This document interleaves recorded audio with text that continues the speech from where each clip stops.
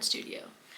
This is my favorite place on the planet that I get to go to regularly, and so I hope you enjoy your visit here, your little virtual fun casual visit. We're painting a lot of butterflies today because if you don't know me, I currently have an obsession with butterflies, and it is rivaled only by my obsession with flowers, and I think the two are related, in case you were wondering. Today we're doing small paintings in watercolor, of course, of butterflies, like this one here.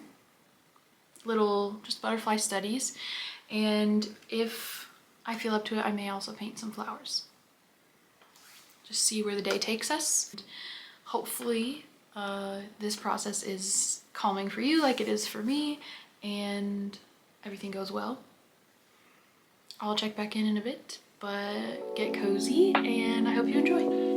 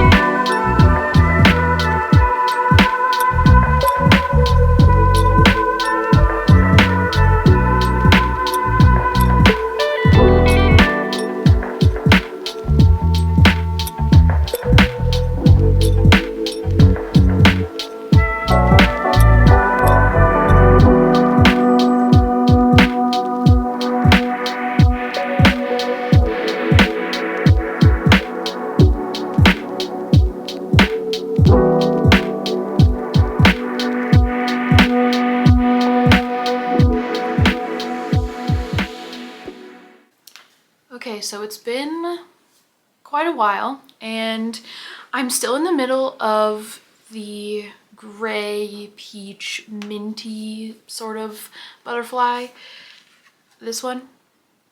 And I'd say I'm about 3/4 of the way done with it. I'm very challenged by this piece, I'm gonna be honest, because the whole point of this study is to test my comfort levels with colors, and gray in particular is not one that I reach for very often. So the fact that there's a good amount of gray in this butterfly is definitely a challenge, and I'm getting a feel for it still. I think that I'm missing the warmth that I normally lean towards, so I might be adding a bit of a warm color or like a wash of one of the same colors but in a slightly warmer tone. Like I just might be like fiddling with it a little bit. We're gonna see. I think that right now it just is reading as very neutral, very cool toned, and a little bit bland if I'm being honest. So we're gonna work with that. Anyway, that's my midway update. Back to it.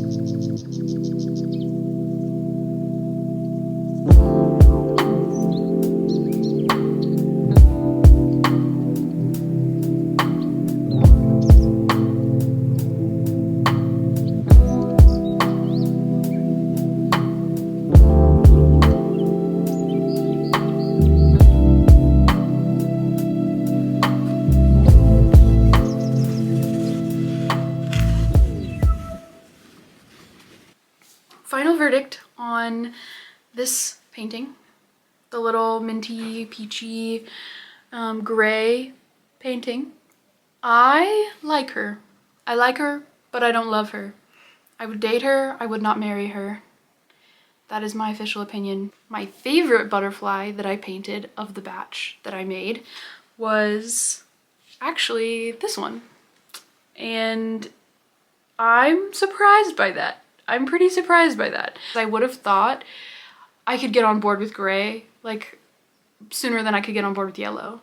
But actually using it, just something about the butterflies I picked, I don't know, I just really like this one. And love the wing patterns. I'm obsessed. I would date her, but I wouldn't marry her, but I would marry her tomorrow. You know, like that's how I'm feeling about her. I really do love how this blue one turned out. I liked it enough, I started turning them into prints, so I have like slightly larger prints in the shop now of these paintings, and they make me so happy. I just really love them. I love the idea of like when you frame a more minimalist style piece like this, it has a similar effect to like, you know, actual botanical specimens. Just specimen, I don't know. Plural of specimen is specimens. There you go. When you hang them on the wall, they just have that like, I don't know, fun apothecary vibe to me. I feel also kind of interesting about this one that I made. Whoa, come on. Okay. It's a California sister butterfly, and I opened up my like a question box on Instagram, and I asked people to tell me what butterfly they would want to see. And my friend Allie asked for a California sister butterfly, and I actually had never heard of them, so I immediately looked it up and I started saving reference photos to my Pinterest, and they are normally more black than like brown, but in the light they can be more of like a darker brown instead, or at least that's what I'm telling myself. I don't change things quite as drastically. Like you're not gonna see me making like a turquoise monarch butterfly. It's probably gonna be orange still, but I felt like the shift from dark brown to black wasn't as crazy.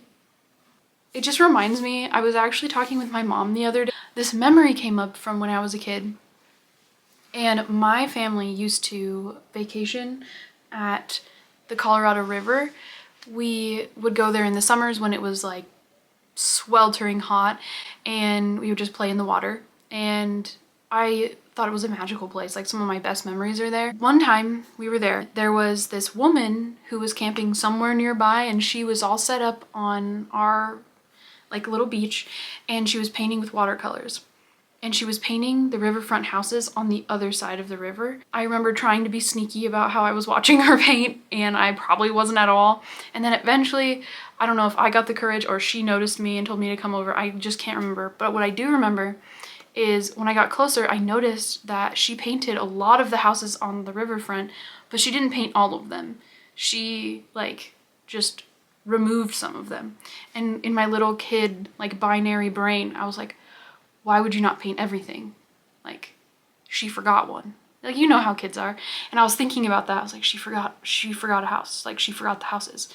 But I was raised to be polite, and so I was like, how come you painted some of the houses and not all of the houses?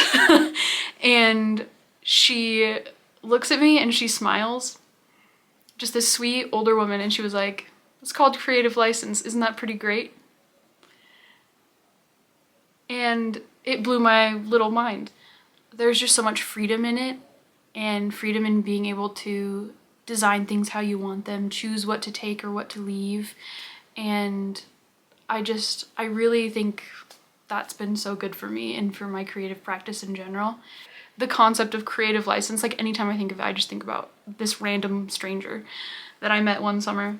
So that's what I was thinking about when I was painting this one, and I just had to share. So that's it for this video. I hope you enjoyed. I hope that the painting process was calming and cozy and something that you needed at this time, in this place, whatever you're doing, wherever you are.